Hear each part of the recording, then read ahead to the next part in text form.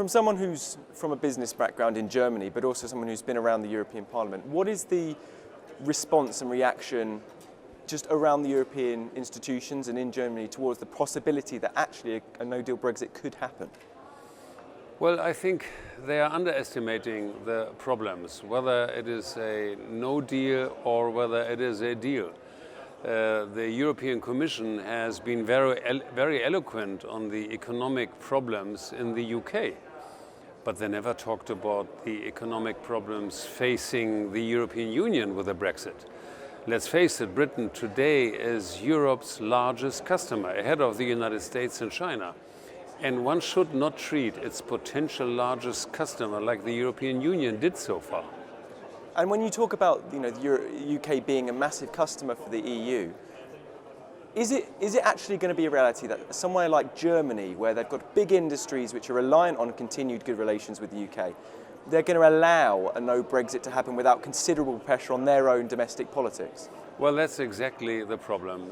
I really have not met a single business person in Germany who likes Brexit, but they all seem to abdicate the negotiation to Mr. Barnier.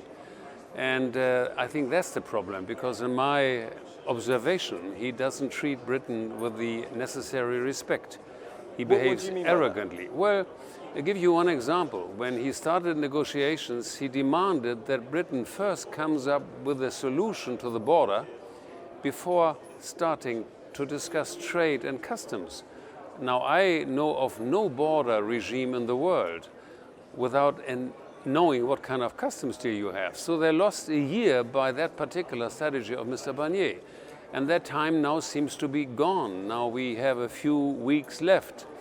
So at least what we should do is we should signal to Britain that if there is no deal in the next few days or weeks, they should be willing to extend Article 50 beyond March 29, so there is sufficient time for a good deal.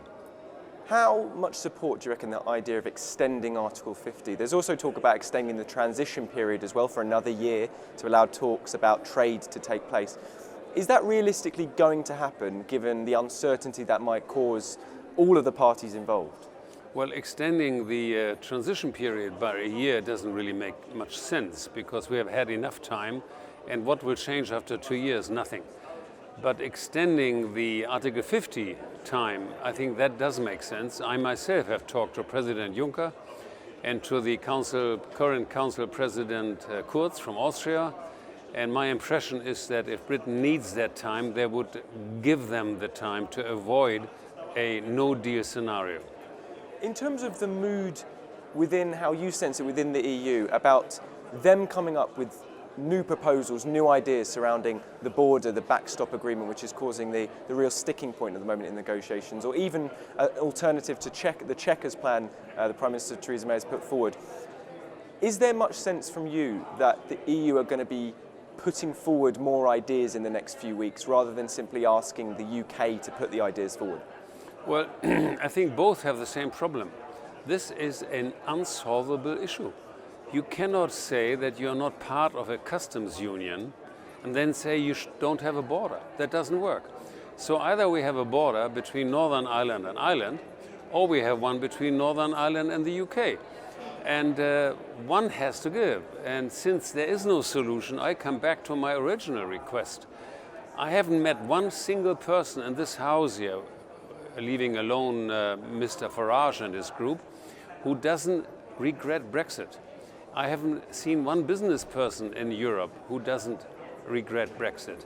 But there isn't anything being done here by responsible politicians to avoid it. And I think it can and should be avoided. Let's face it, Denmark has had 3 different referenda. And when the French refused to accept the first in the first referendum, the decision on the Treaty of Lisbon, they changed the Treaty of Lisbon and they asked the French people for the second time, and they then had a different answer. So by offering Britain a new deal, you could offer Britain something which even the Brexiteers always wanted without Brexit.